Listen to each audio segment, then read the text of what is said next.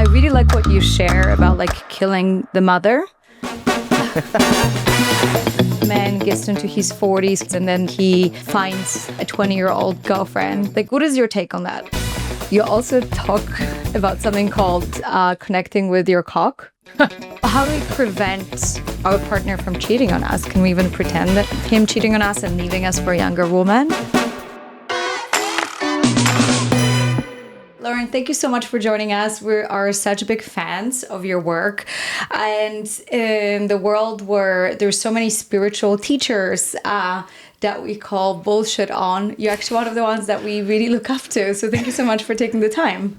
I really appreciate that and thank you. I'm honored to be here with you both today. I feel like you are debunking the typical spiritual myths that people have about relationships, masculine and feminine energies, and you help people navigate through, you know, how confusing it can be in today's world to have a good, happy, fulfilled relationships. We have done your courses. I don't know if you knew, but we've done a couple of them and we're very big fans. For those, you know, hearing about you for the very first time, how do you even describe your work? The way I would describe my work is that what you mentioned at the very beginning of this podcast, you mentioned about kind of a more grounded spiritual perspective. And that is why you value my work.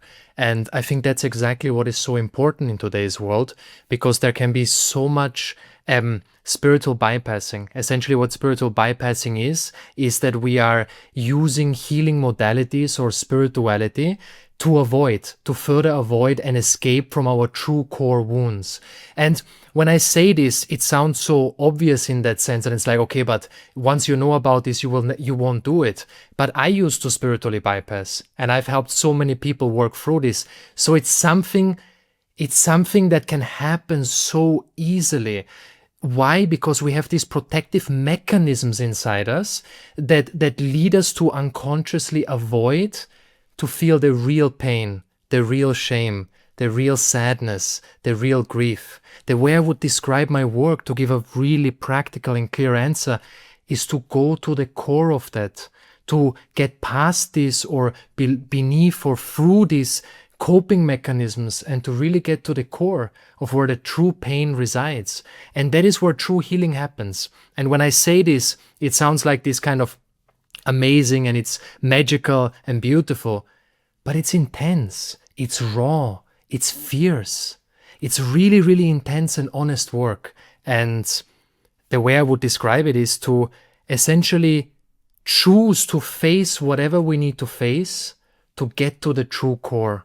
And most people say they want to go to the true core, but once it goes there, all these protective mechanisms come up, all these triggers come up that want us to blame externally, right? And it's in these moments when we're fully honest with ourselves and allow ourselves to truly go there, that's where the most powerful transformations happen. And that is why every fiber in my body burns for this work. I love that. I think it's what you mentioned, the spiritual bypassing, and I think that you pointed at yourself going, that's me. I think for me it was a denial that there was initially anything, that I'm good. At surface level, I'm fine, so I don't need to look inward. And that was kind of like the initial early stages for me until... Yeah, I don't need to do the work. Yeah, I don't need to do the work because I'm fine. Like, of course I'm good. Like, I don't remember any childhood issues or remember any of this, so why would I have anything quote unquote wrong with me? And then, you know, you start to open Pandora's box a little bit and then it cascades from there. But it is that kind of finding comfort with the uncomfort of these experiences and allowing yourself to go deeper and deeper. But it's a very challenging process. Yeah, and I think what I would like to for people to leave after this podcast is this a great understanding of where can relationship be, what actually a true relationship is. And you mentioned something about healing isn't this, you know, wonderful, magical. It's like, oh, it feels so good, I'm healed. It's actually like raw and honest and vulnerable and powerful. And I love how you even describe relationships between men and women and how they're not really meant to be easy and non-challenging. And I would love for you to expand on that, expand on what your take is on today's society. I feel like there's so many boys, not men, in today's society, or man-child, and so many little girls trying to be saved and not true women. And you're so spot on. Okay, so I'll let you talk because it's like... Let's dive into that amazing question. Number one, to make this as practical for the listeners, the biggest struggle here is what we can call is the absence of healthy masculine role models, specifically fathers. And this impacts both women and both men. I mean, for instance, when a man doesn't grow up with a father, whether the father, and here I want to say it's not just about physical absence, but it's also about emotional absence. So both create in that sense similar trauma or similar wounding, whether the father was not there at all or whether he was emotionally unavailable. For men speaking, for example, men are not able to really see, or they don't get it modeled, what it means to be a man in today's world.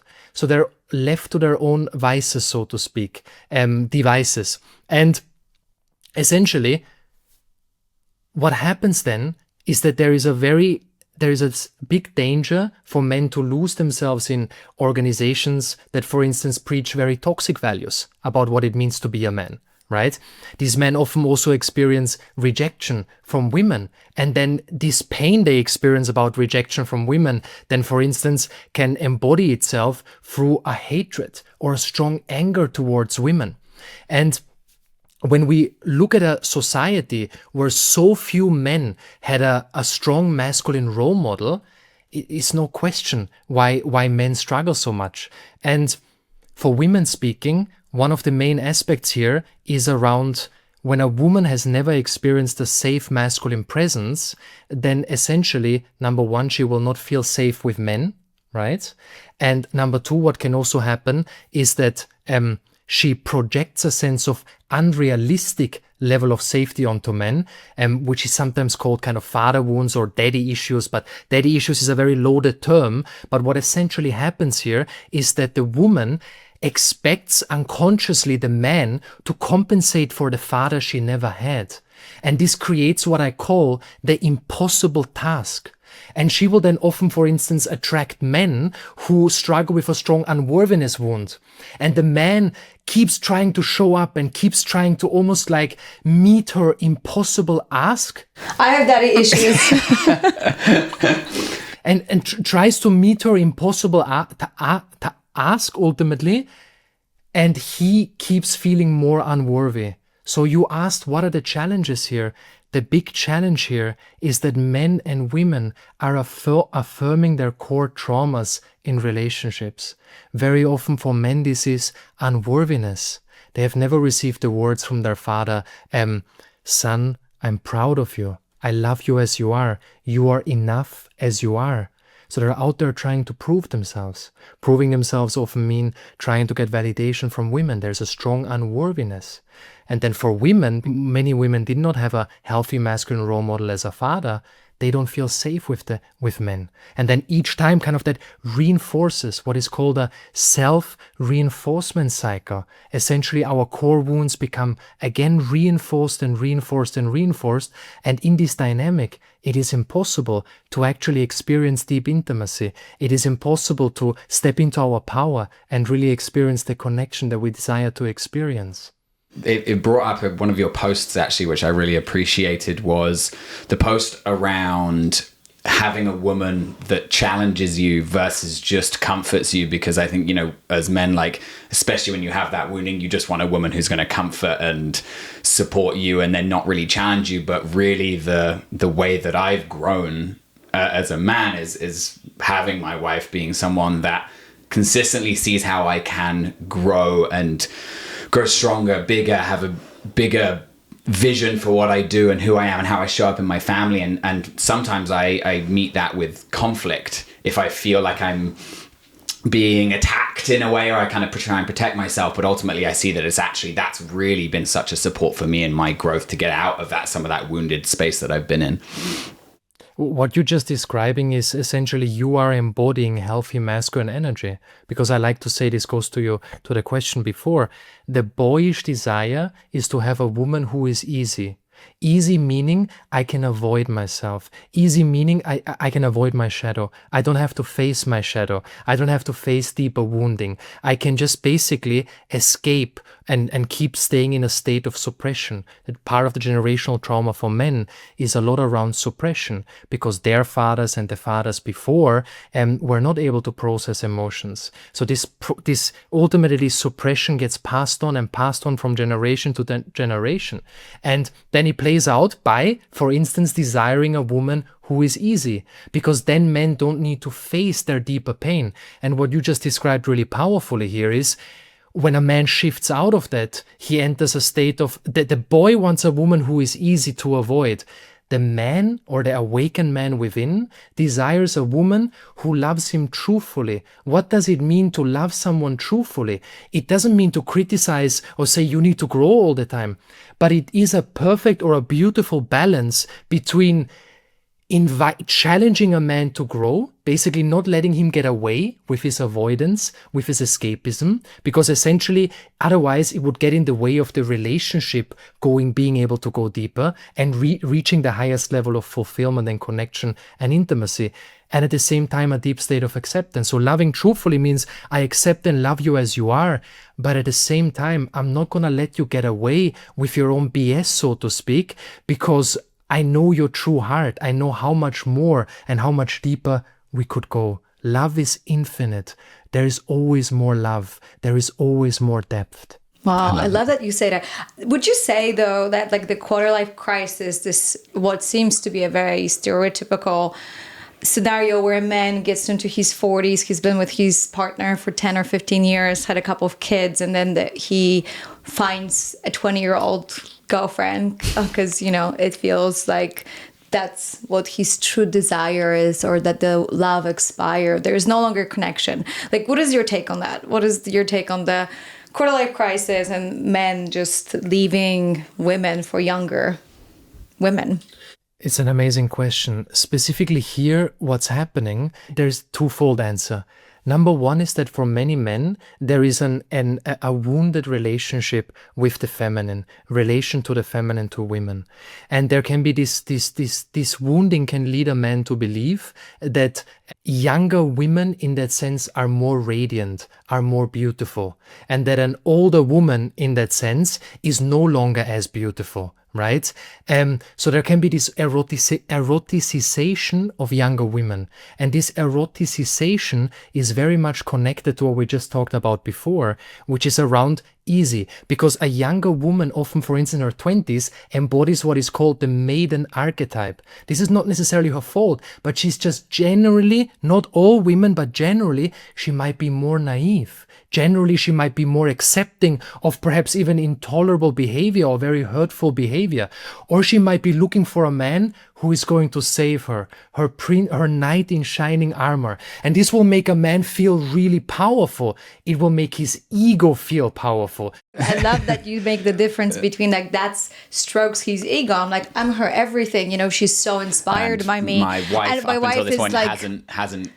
Yeah, she's where I could have done better. For her, I'm perfect. And that ego stroke, I guess, is what seems very attractive. Exactly. And it's just, there's the deep level of insecurity, and a woman who is looking for a knight in shining armor and who is essentially looking up. There's an eroticization of that. There's a sense of, oh wow, this is where I get my validation. This is where I can find true love. But at the end of the day, it is not true love. It is a deeper wound. Right? And usually what happens is that in the relationship, for instance, commitment issues as well, what can happen specifically for men who have never been initiated into what it means to be a conscious man or to embody healthy masculine energy, is that commitment issues stand in the way of a man actually being able to truly receive the love in the relationship he is in. So what happens is that a man might be in a relationship with a woman and she's pouring love in, she's pouring her heart in, but he doesn't feel it because there is something inside him that is where he's disconnected from himself that doesn't allow him to truly receive it. And then he's looking for it in other places. And one of those places might be the 20-year-old who's looking up to him and who's giving a sense of false ego or an illusion that he's a very powerful man, or but in truth it is just insecurity at the end of the day. And when a man works through these deeper commitment wounds and challenges and works on being able to receive the love from his wife or from his partner, then he no longer needs to look in other places for it. So it's a bit of a paradox. There's a woman here by his side who is willing to support him in many cases through every possible situation, and yet he feels empty, yet he feels no love inside himself. Well, I mean, so many incredible things to unpack and unravel. What does one do? You know, you're in a relationship, you're married, you're listening to this, and you feel like your husband is kind of closed down, and you feel like maybe him leaving you for a woman is like a ticking bomb, and it's almost like a self-fulfilling prophecy, because a lot of women would share that this is like our biggest fear in a way for both sexes to be abandoned, right? Like, and so how does one recognizes that deep abandonment wound, not wanting to project on the partner? How do you start the healing process together in a couple to, like, I guess, manage the situation before it gets really bad? You know, how do we prevent our partner from cheating on us? Can we even pretend that him cheating on us and leaving us for a younger woman? Yeah. Here's how I'm going to answer this question. When one tries to prevent their partner from cheating on them, they're already disconnecting from their power, because they're already in that moment no longer going to act and speak from their authentic truth.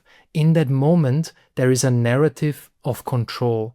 And that narrative of control is the element of fear. Now this person is operating from a place of fear. And when a person is operating from a place of fear, then there is a much higher chance that actually it will lead to more fear, to more pain, to the other person withdrawing.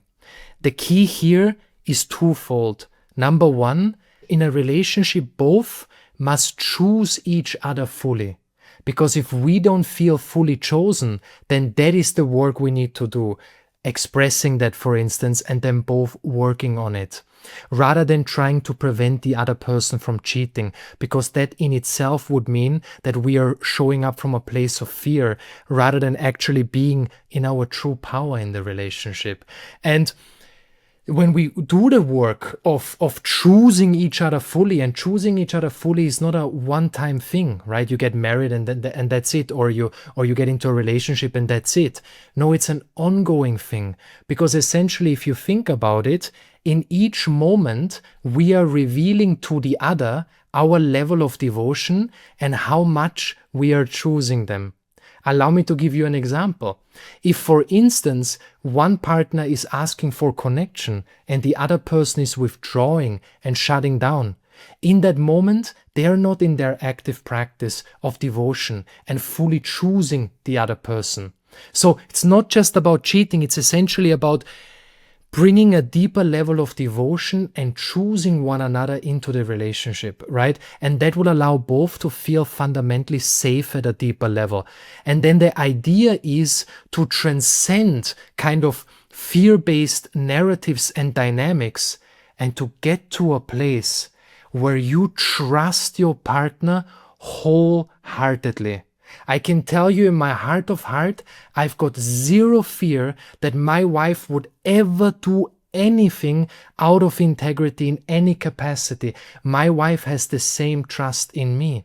But we both had to do a lot of work on ourselves, both internally, both in our marriage, to get to a place where we create this level of sanctuary, this level of safety.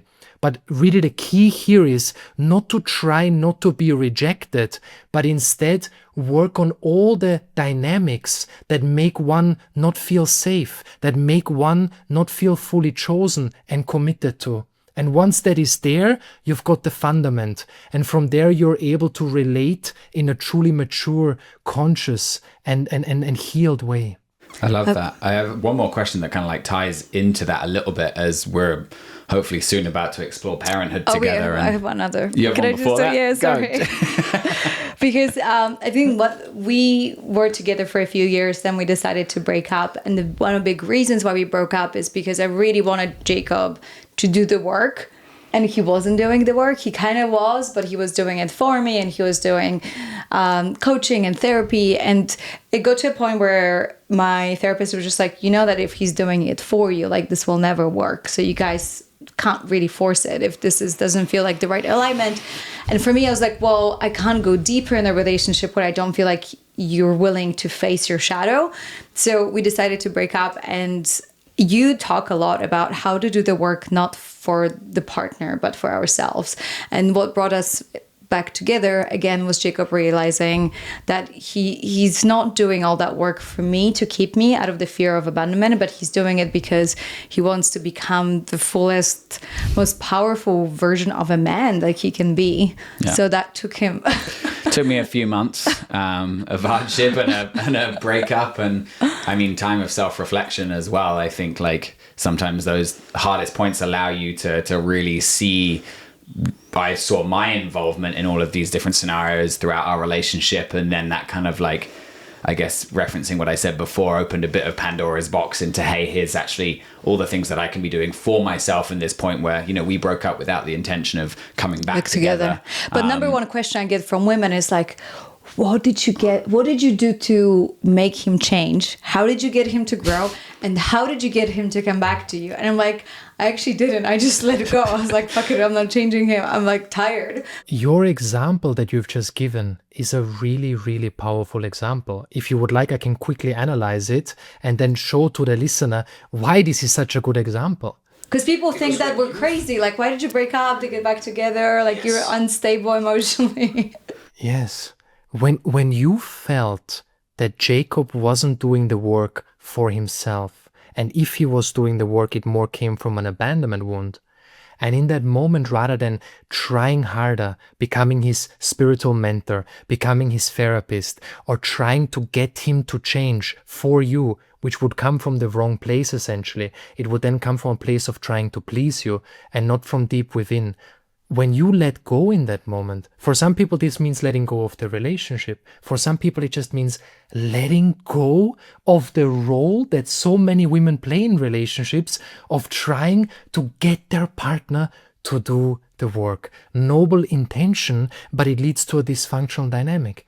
And in that moment when you let go, you actually in that moment allowed space for Jacob to go through an initiation, so to speak, an initiation of really going deeply inwards and making a decision, rather than you making the decision for him, which would have never felt powerful to Jacob. Correct me if I'm wrong, Jacob. You gave him space to make the decision deep inside himself. It's such a funny concept, but like you asked me to do something or something like that, like I want to do it instantly less because it feels like it's not coming from my integrity of choosing to do it myself. And then again, I see it happen and play out in different scenarios. Like it's the want to have made that decision from me versus trying to do it for you. And I don't think I ever saw that distinction early on in our relationship. And it's also like, I think how like a girl wants to just be pleased and wants to control. So like you like when people do what you ask them to. And I feel like there is this deep wisdom in a woman or like whoever I'm becoming is to know that like I want him to be in his integrity. That's my biggest wish. And even if I hear no, I'm way more comfortable. You'd actually prefer to hear a no because it's authentic to me versus me saying a yes out of integrity for myself to please you. Out of fear, yeah. Yeah. That is an incredible, mature and conscious way of approaching this. And you are both a perfect example of the embodiment here of conscious relating. So how does like one, you know, because all these men are like, so, okay, so I guess I can't change, right? Like I can't let go. And I think we did your course about healing the mother wound and the father wound. And I think you explain it so brilliantly. So how do I know as a woman if I have a mother wound and a father wound? And how does a man know if he has a mother wound or a father wound? I know it's a very long question, but I feel like a lot of people can relate. make it as clear and practical as possible. Let's start with a man. When a man has a mother wound, two things will usually happen. Number one, and this happens so often, and this is a huge part of why so many men still remain a boy in today's world and never grow into a true man, so to speak. Even though their body is clearly an adult, deep inside the energy feels more the energy of a little boy. And there is no judgment in what I'm saying. But this is because one of the most important steps for a man to walk his own path, to carve his own path and step into his masculine energy, is to break free from the mother. But because many mothers are still holding on to the son, or there was no father being present, and in that the mother was then trying to kind of compensate for the father who wasn't present, which is not necessarily the fault in any way of the mother. But what then often happens is that the mother, for instance, projected onto the son the role more of a husband. So what happens is that then this is called the parentified son. So then the mother is coming with her challenges to him essentially, and he feels emotionally responsible. And what then happens is what is also called a monogamous relationship with the mother, because what happens throughout childhood, the son feels he needs to be loyal to his mother. He needs to always be there for her. And that essentially means he is already in a relationship and he is not actually available to fully choose a woman as his partner, as his divine counterpart, to walk this life hand in hand together, to heal and grow together.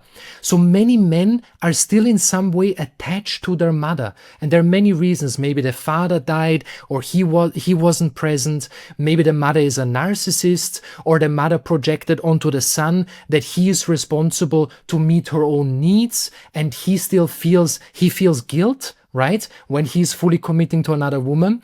And here in itself, this man is crippled in his masculinity. And that's a very, very clear mother wound. And of course, also what happens here, when a mother only gave conditional love, because essentially making a son responsible for her emotional needs is a form of conditional love. Because what it means is, I give you love if you support me emotionally, and otherwise I am not available. And then these men, they feel a sense of chronic unworthiness. They might be chasing, trying to pick up women, sleep with, jump from one relationship to the other, because they're looking for the deeper sense of love that they never received. Or you experience what is so-called a mommy's boy, right? Who's still deeply attached to his mother. He's deeply passive and is lacking kind of masculine, deeper archaic traits such as masculine strength, leadership, clarity, and direction and purpose on his path. Yes, and I think you can definitely relate. Yeah, I feel like we both have a little bit of each. Yeah, we've both gone through that. I've gone through that process.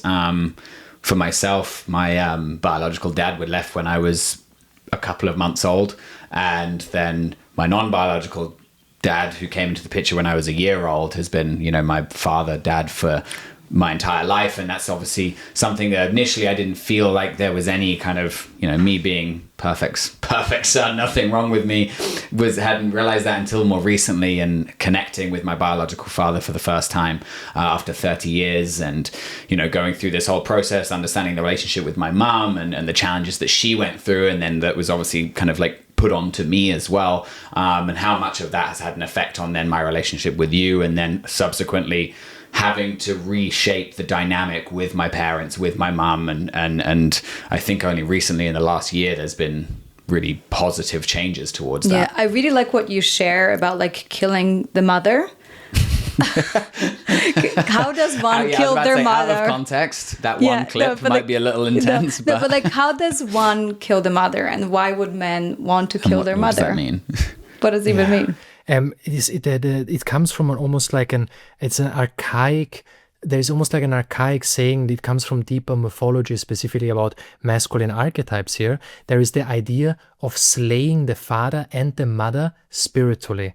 So it's almost like energetically and spiritually letting go of the mother and father in a way where he's still relating to them as a little boy. For instance, he might still be trying to prove himself to his father, or his father, a father wound might also come from the father projecting onto the son that he needs to take over the family business, for instance, or he needs to become a doctor, he needs to be a scientist or whatever.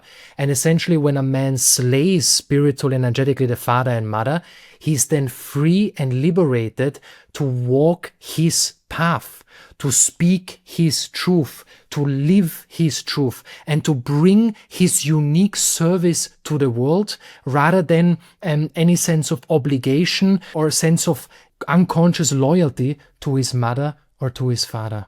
Yeah, which is beautiful.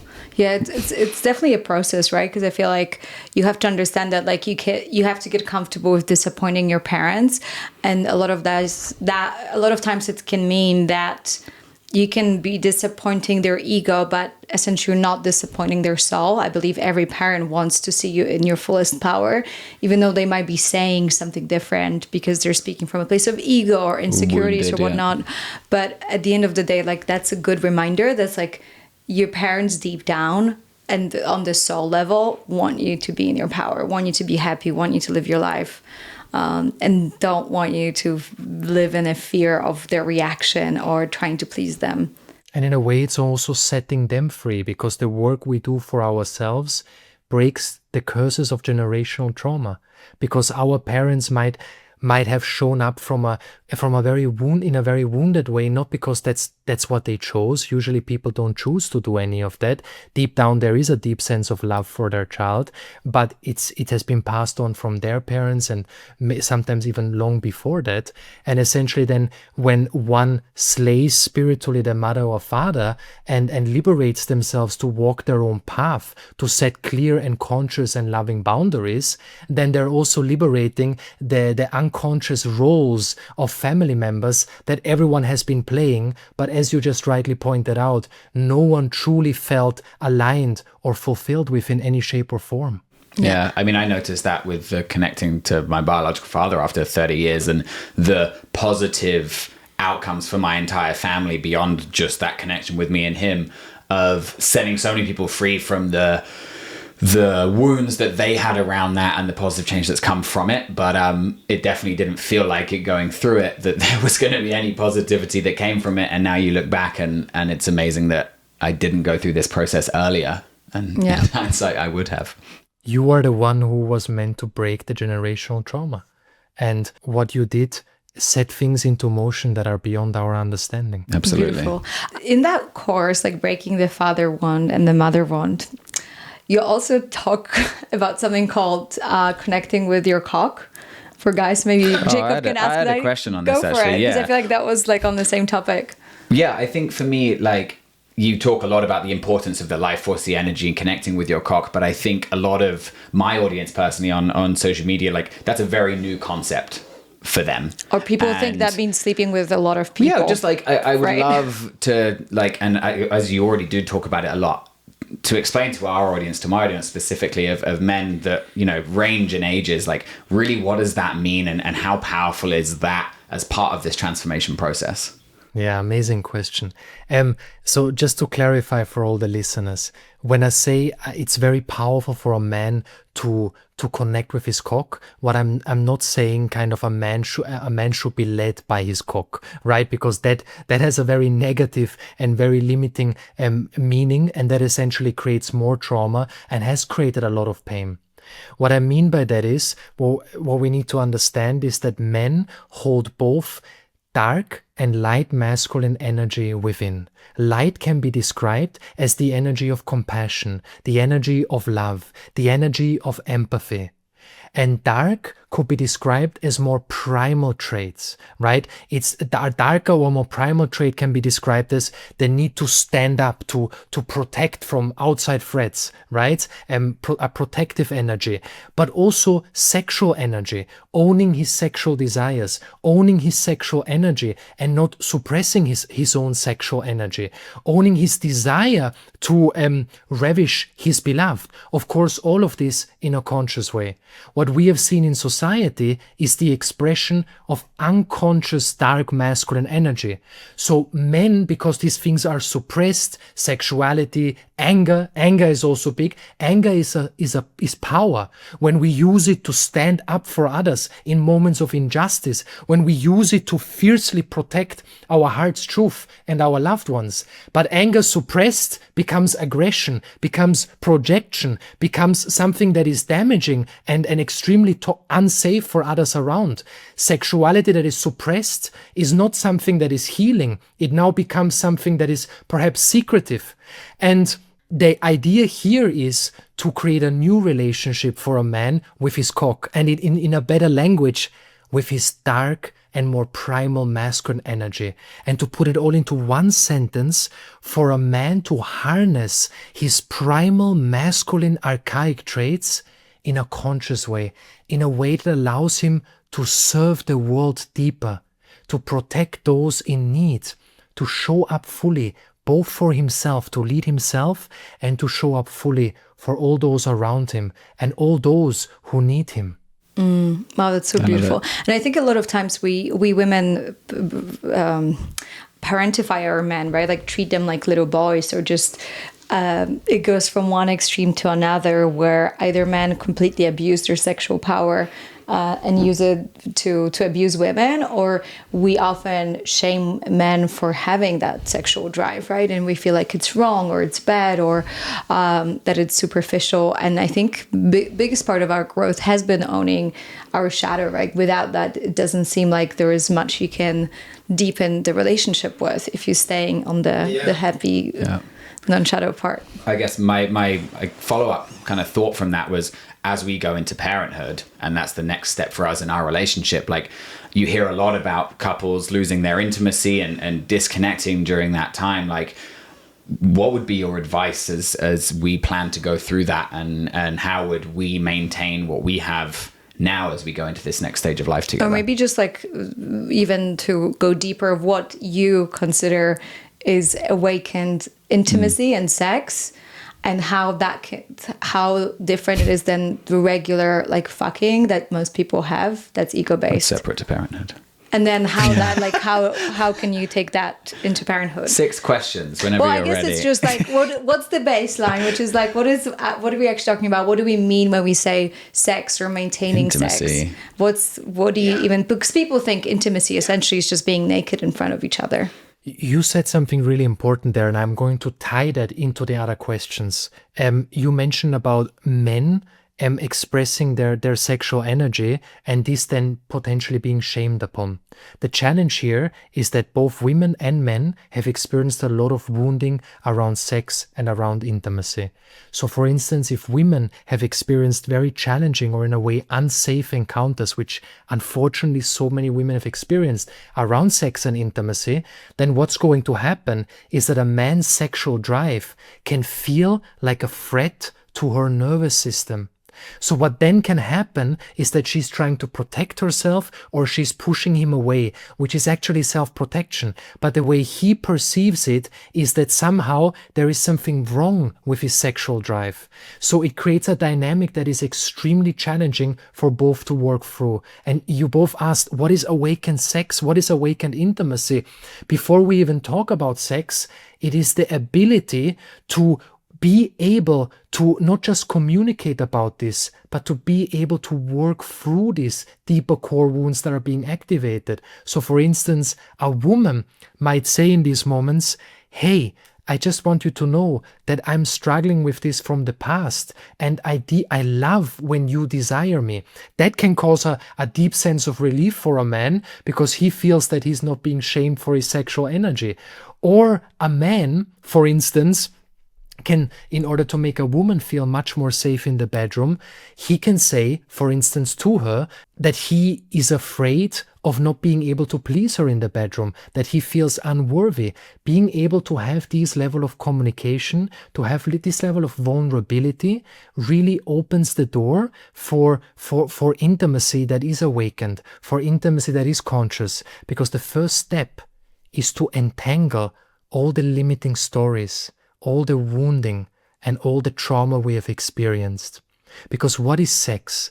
For most people, what you mentioned as fucking is essentially a kind of traumatized version of what it actually symbolizes or what it actually could be. There is so much conditioning and so much wounding that goes into it that we're actually not even aware of what it actually means to be truly intimate with another.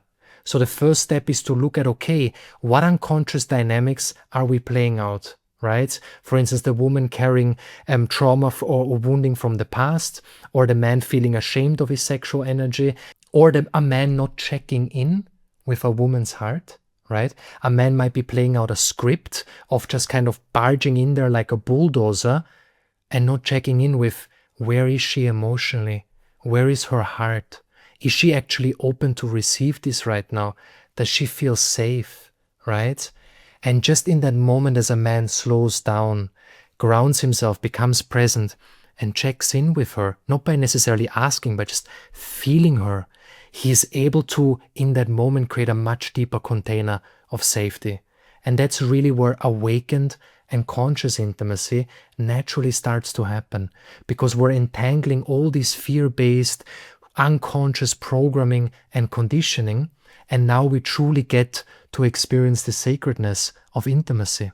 Yeah, I have so many girlfriends that force themselves to have sex with their partners out of the fear of losing them, because they're like, oh my God, like he's just very horny and I really need to have sex with him on regular basis, a lot of times feeling pain. And obviously when your pussy is closed down, it's gonna hurt. It doesn't, we always like to think, unless my pussy is sucking it in, she's not ready, right? Like it's like an invitation almost, right? And a lot of times we force the energy of like sex into something that we've seen in the movies, and that just brings people further, not closer, over a long time.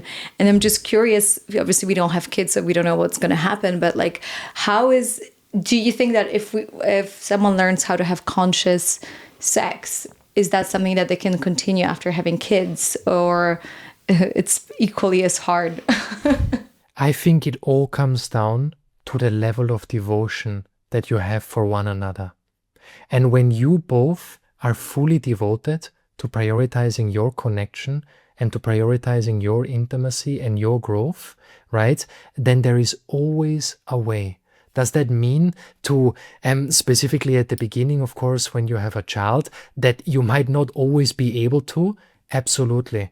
But just because there is a period of where you have less time for one another does not mean that you have to be disconnected, of course. You can still be connected. And it's the little things then that you or anyone else you do in these moments. It's the little things of telling your partner how much you appreciate them, telling how much you care for them and how you see them. And ultimately, what I would say here is, specifically when a child is born, is to focus on emotional intimacy rather than holding a specific frame of, oh, we need to be intimate physically X amount of time, because at the beginning it just might not be possible. And that's okay, as long as there is emotional intimacy.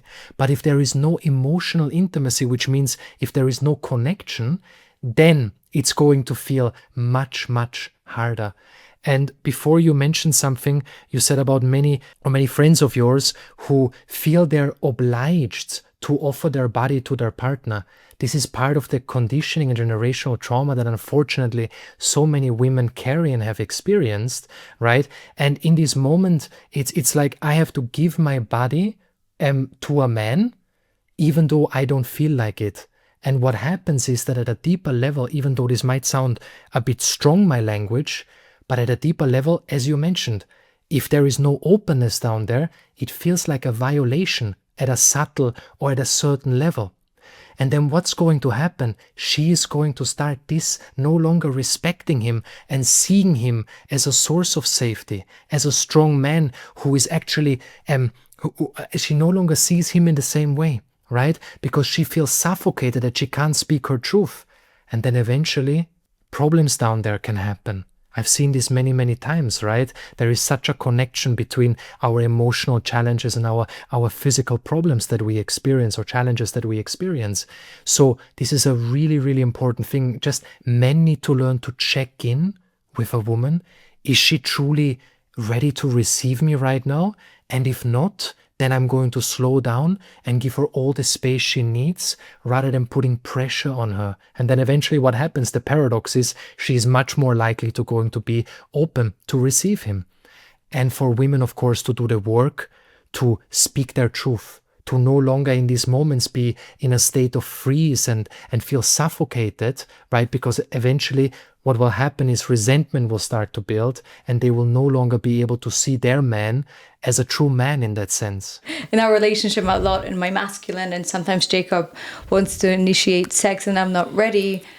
But then when he slows down and just like, it's okay, I just want to be with you, I start crying. And like that, like surrender and let go of his full presence is like really beautiful. Yeah, I think it was literally my point of, you know, the both of us being high performing individuals, running our businesses, like both out there in the busy world, doing a lot of work that, like, you know, I notice myself being able to switch between much more quickly than for you. And I can finish a busy day of work and be like, cool, let's have sex. And it's like, it's just like so far not in that headspace at all, because you spent your entire day doing challenging business tasks in your masculine, really pushing forward. And there's this kind of time frame that you need in order to slow down, disconnect, reconnect together. And yeah, I think there is that. Sometimes you feel like in the past, my approach has been quite abrupt until I've learned to understand how much more time it takes you to disconnect has been a really, really powerful thing for us. Yeah, I'm curious to hear your opinion on that and how you would just could give us some advice on, like, you know, women that live in their masculine, or like switching between the masculine and the feminine. And ideally we would like to have both healthy masculine and feminine within ourselves. And I think that's like a biggest misconception, that women feminine, you know, just be and just smell and that's it, and men just have to go. But also a man who's disconnected from his emotions, super unattractive, right? Yes. And it's a real challenge for women in today's world, because women are, by our society and by the conditioning they have received, they're being very much pushed in their masculine energy. Because we cannot say as a society, women, you should be attractive, totally in your feminine energy, and take care of yourself, always look by attractive, I mean always look perfect based on conditioned ideals of whatever that means.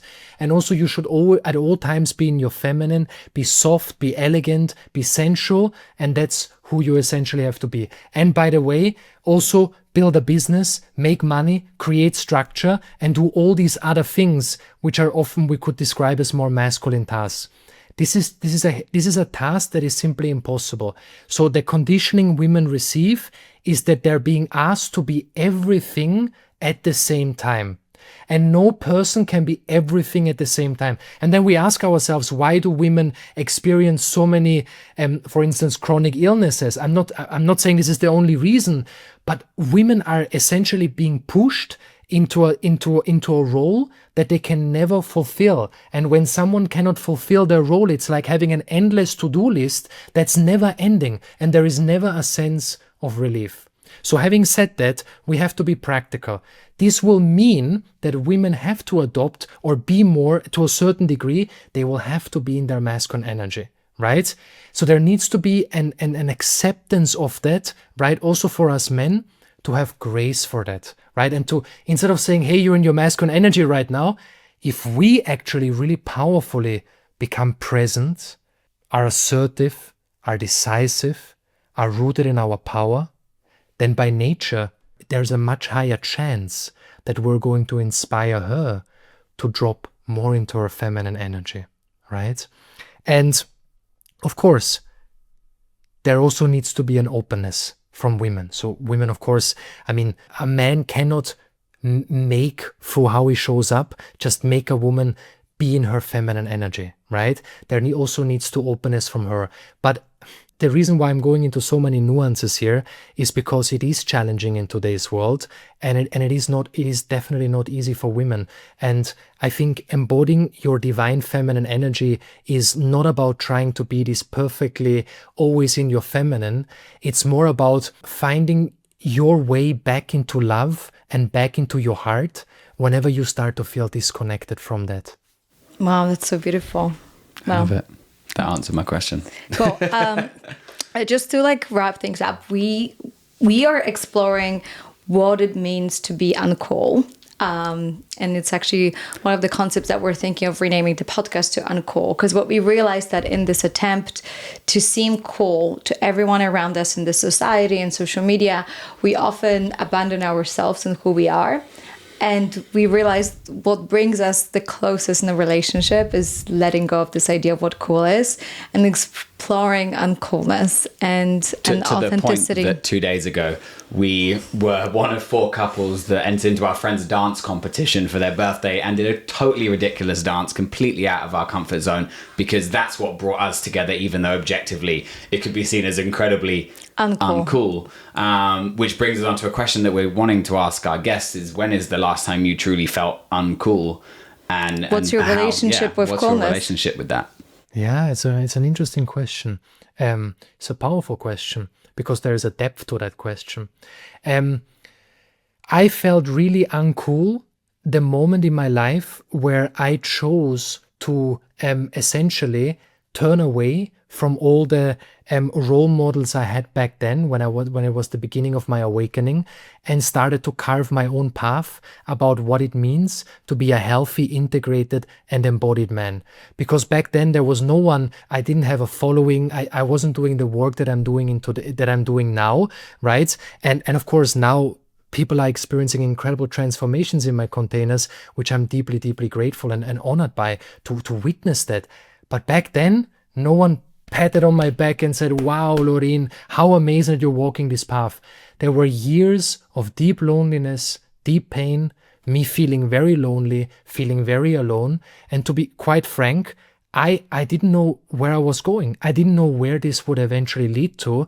And I felt, am I going to end up being one of those people who just tried and failed and is seen as a loser and failure in society?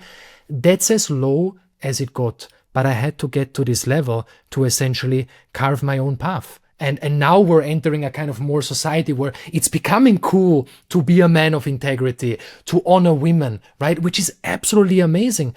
But when I started doing that, I did not see any of that. It was actually the opposite. It was the opposite. And that's what you notice as well. I think that's such a powerful thing that you said, that it's like that choice to embody what truly felt right to you, although it may have seemed uncool to the rest of society. Like, you had this deep knowing that that was your path and you stuck with it. Like, you stuck with it through the years of feeling like you were alone. I had similar experiences for me early in my career when I chose not to go out and party with my friends and spend out late nights. I would go out with my camera and take photos and learn my craft when I was losing friends in this time. And I knew it was for a higher purpose. And now everyone's like, wow, what you guys do is cool. I'm like, where were you when we were uncool a few years ago? And you can see now for you, I'm sure you have people like we say going, wow, like we love what you do, but we obviously didn't know you back then when you were on this beginning of this journey. So props to you. That's a beautiful answer. Absolutely. Thank you very much. What's just finally, what's the one uncool thing that you guys do with your wife that brings you closer together?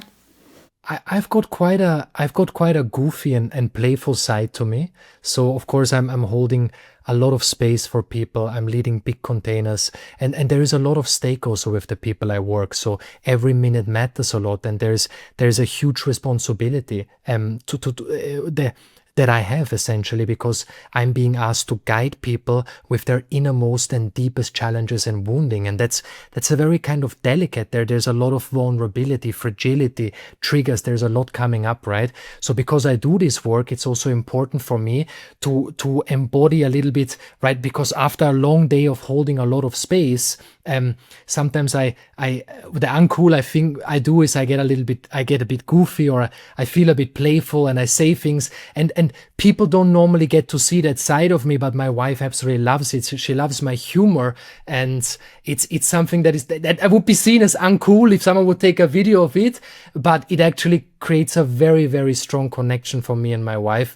And this is one of the reasons what my wife loves about me. But it would definitely not be considered, quote unquote, as a cool thing to do. But isn't that? But that's so true as to what you said. It's like those are the moments that bring the deeper connection between you. Like what like Brene Brown says, and we reference a lot, like when she asked the audience to to strike a pose that was seen as cool, and everyone stood there looking serious and smart, and then she said, okay, give me uncool, and everyone pulls a funny face. And it's like, it's such a true analogy that, like, you know, that uncool side is what really brings connection and breaking I love that. I didn't know that about you, but I think that's one of the biggest misconceptions about spirituality or stepping into your fullest expression, is that you're very serious, and we a lot of times feel like there's these, like, you know, very serious people that just if talk you're spiritual, about, like, you have to be serious and you have to be very... Yeah, and I think for me, a sign of a good spiritual person is how much joy and playfulness they have, right? And so I want to bring it back, because I feel like a lot of times we feel like, oh no, if I'm awakened and spiritual, I should be really deep, and, you know. And just like you say, at the end of the day, that's just a story we have about what it means to be awakened. And actually, the more heavy and serious we become on the path, the more we're disconnecting from our true power. But of course, there is a difference between bringing playfulness in a conscious way and immaturity. And that is the key thing, right? One is immaturity, being playful at the wrong moment when someone is going through a real hardship, that can really cause an awkward sensation. But at the same time, if we do the other extreme, what you've just mentioned is about what we believe, or we need to become more serious, then essentially we're becoming more heavy, we're becoming more tensed. But the idea is to be free, and to be free means to experience all of it, all of the beauty of life in every way. And I can relate that a lot of times it's like laughter can be a protection mechanism, you know, when someone's asked a difficult question and you turn it into a joke, because you feel like... Yeah, I do that a lot. Like, I make a joke out, in the past I have to you, like, you ask something serious or say something serious, and I, like, my immediate response was to make a joke, because I just was uncomfortable with the situation. Yes, I really like that you pointed out the difference between the two. Lorin, where can people find you, your courses, what you do? Yes, thank you for that. The best way to find me is on Instagram, Lorin Krenn, or my website, lorinkrenn.com, or my offerings, lorinkrenn.com/trainings. I also have a podcast. It's called Masculine Feminine Dynamics Podcast, where I go deeper into many of the things I've described today in great detail, both through solo and episodes, and also interviews in this area and in this field. And yeah, I always have upcoming offerings for both couples, for women, for men specifically as well, men's groups. And I'd be honored, anyone who feels called to go deeper into this body of work. Yeah, and we both have taken your courses. Fantastic and stuff. We would highly recommend. Thank you. And I really love what you do for men. I feel like men don't have enough of a support system. A lot of times we feel like, oh, poor us women. But in fact, having a strong male circle is something that is just completely represented. Yeah, and the importance of it. So no, we really appreciate you taking the time. Thank you for everything you're doing, and thanks for joining us today. I'm honored by your words. Thank you for this conversation. No, we love you. We really do, and highly recommend working with you.